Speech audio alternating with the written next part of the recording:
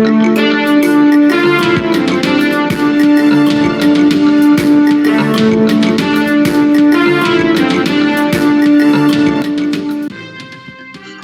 folks, welcome back. Now a quick one. Saba Saba Day is actually shaking the whole world, and you're seeing how the government is afraid of the Gen Zs. In fact, when maandamano, one would easily think that the government though in andamana because they are barricaded everywhere. Check the scenes. Yes, you can see how Kenyans are adamant, and of course Kenyans are overpowering the forces. Now, before we go to the main story, I would want us to, of course, listen to this, brave man, Traoré. How can you want to impose democracy by killing millions of people? That's dictatorship, that's not democracy. It can't be imposed. Yes, you've seen how he's defining democracy. And now this Burkina Faso leader, interim leader, is actually shaking Kenya. How am I saying so? Remember, whenever a country is unstable, who takes over? The military takes over. And remember, last week, Batuan, we were here and I told you how Ruto actually changed the leadership in the military. Alibadilisha army, akaweka watu wake, of course, because he panicked and he knew that since the Gen Zs are now demanding my removal, they will easily, the military can easily take advantage na wantoe kwa power. The same way happened, in Zimbabwe and of course other countries. Now, Mudavadi said this. Kwamba zile serikali ambazo ni military governments, serikali za majeshi, serikali ambazo zimeingia kwa njia ya kupindua serikali, sio kupitia kwa ballot. Don't be cheated. A civilian government elected by the people is better than any military government. Kwa hiyo tusidanganyike kama mtu anajua kitu kinaitwa artificial intelligence. Yes, very clearly. David is actually telling the citizens that don't be fooled to, of course, allow the military to take over.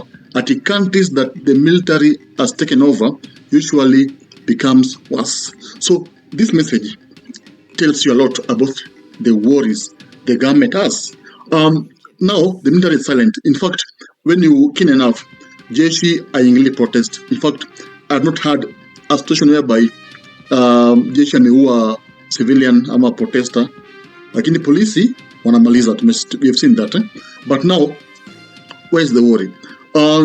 Of course, this protest will not end anytime soon, because Gen Zs have said that until the president vacates State House, they will continue the protest, and these protests are massive because they are destructive.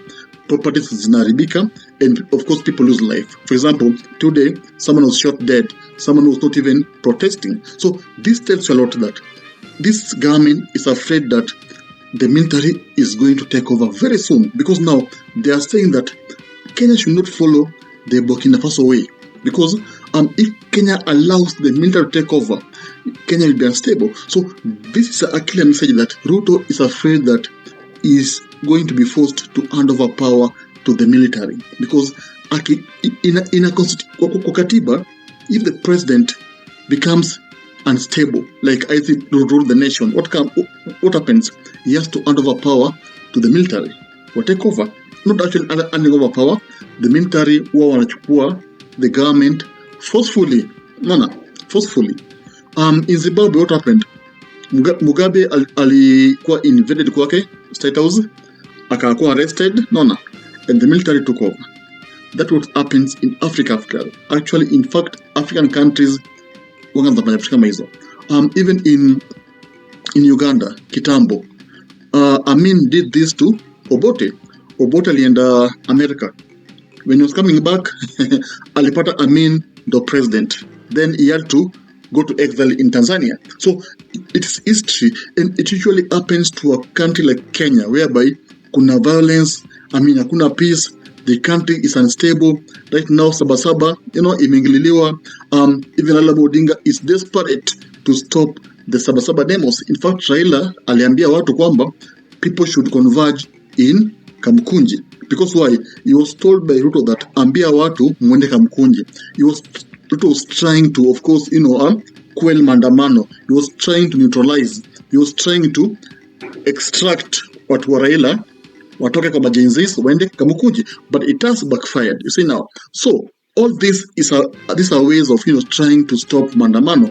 Remember, you have seen abductions, you have seen arrests, you have seen everything as a way of stopping maandamano. But the Gen Zs have been adamant that they won't stop these demos because they know that a lot of continue. I mean, once the course has begun until the mission is accomplished, and that has been their motto, and it becomes difficult for the government to, of course, stop this maandamano because this emergencies are one a leader.